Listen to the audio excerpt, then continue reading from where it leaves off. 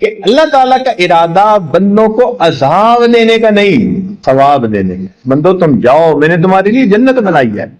اور رمضان المبارک میں تو اس کو بہت آسان بنا دیا، اتنا آسان کہ نہ پوچھو. چنانچہ حدیث پاک میں آتا ہے کہ جب رمضان مبارک آتا ہے اللہ تعالیٰ فرشتوں کو حکم دیتے ہیں کہ فرشتوں جاؤ اور جو بڑے بڑے سرکش شیاطین ہیں نا ان سب کو جا کر تم قید کر دو، تاکہ میری امت محمدیہ کے روزے داروں کے روزوں کو خراب نہ کر سکے. جو سرغنے ہوتے ہیں نا شیطان ان سب کو فرشتے باندھ دیتے ہیں. اس کا مطلب ہے کہ اگر رمضان میں بھی ہم نہیں سدھرتے تو پھر ہمارے لیے شتونگڑے ہی کافی ہیں.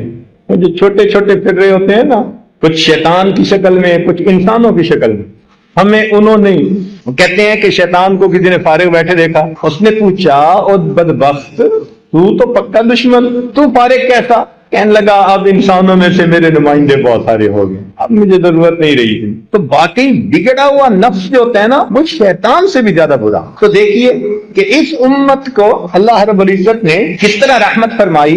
اب ذرا غور کیجئے گا، شیطانوں کو اللہ تعالیٰ نے بدوا دیا. یہ تو ایسا ہی ہوا نا کہ اگر لڑائی ہو جائے دو بندوں کی تو پھر جس سے خود محبت ہوتی ہے وہ پھر دوسرے بندے کو پکڑنے کی کوشش کرتا، اس کو پکڑ لو تاکہ یہ میرے اس پیارے کو کچھ تکلیف نہ پہنچا سکے. تو اللہ رب العزت نے بھی شیاطین کو تو بندوا دیا، چل بھائی تم تو ایک طرف ہو جاؤ. اور پھر امت محمدیہ کے اوپر روزوں کو فرض فرما دیا. اب روزوں کو فرض کرنے کے بعد دیکھو ہوا کیا، حکمت دیکھو. حدیث پاک میں آتا ہے کہ روزہ دار بندہ جب روزے کی حالت میں ہوتا ہے تو اس کے لیے بلوں کے اندر چیونٹیاں، ہوا کے اندر پرندے اور سمندر کے پانی کے اندر مچھلیاں بھی مغفرت کی دعائیں کر رہی ہوتی ہیں. اب دیکھو مومن نے روزہ رکھا، اس کے لیے چیونٹیاں بھی دعائیں کر رہی ہیں، پرندے بھی دعائیں کر رہی ہیں، مچھلیاں بھی دعائیں کر رہی ہیں، ساری مخلوق کو دعاؤں میں لگا دیا. واہ میرے مولا، بخشش کے بہانے دیکھیے، شیطان کو قید کر دیا اور باقی مخلوق کو دعاؤں پہ لگا دیا. اور اس بندے کو یہ حکم دیا کہ اگر تم کھانے پینے اور بیوی کے میل ملاپ سے دن کے وقت میں طلوع صادق سے لے کے غروب آفتاب تک اگر تم بچو گے، اس کو روزہ کہتے ہیں، تو فرمایا کہ جب افطاری کا وقت ہوگا اس وقت جو بھی دعا مانگو گے ہم تمہاری دعا کو قبول فرما لیں. ایک بلینک چیک دے دیا. اب آپ یوں سوچیں کہ ایک بندے کو 30 چیک دے دیے جائیں اور اس کو کہا جائے کہ بھائی جو اماؤنٹ لکھو گے تمہارے اکاؤنٹ میں ٹرانسفر ہو جائے گی. وہ اگر عقل مند ہوگا تو وہ تو پھر جتنا لکھ سکتا ہے اتنی بڑی اماؤنٹ لکھے گا.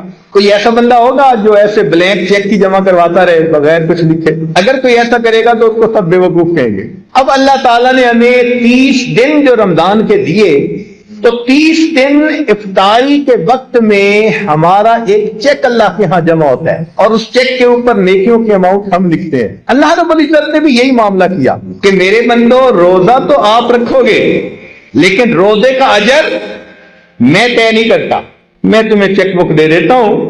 اب افطاری کے وقت جتنا تم چاہو مانگو گے میں پروردگار تمہاری دعا کو قبول کر دوں گا. یہ روزہ وہ مزدوری ہے کہ جس کی مزدوری منہ مانگی ملتی ہے بندے کو.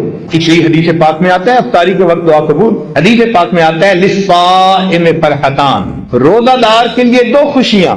فرحت عند الافطار، جب روزہ افطار کرتا ہے اس کو اللہ خوشی دیتے ہیں، اتنا دیتے ہیں کہ اس کا دل خوش ہو جاتا ہے. اب یہ مانگنا تو ہمارے اپنے اختیار میں ہے، جتنا مانگے.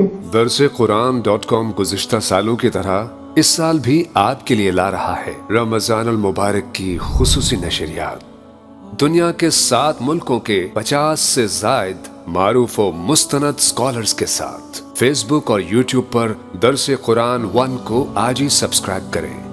www.darsequran.com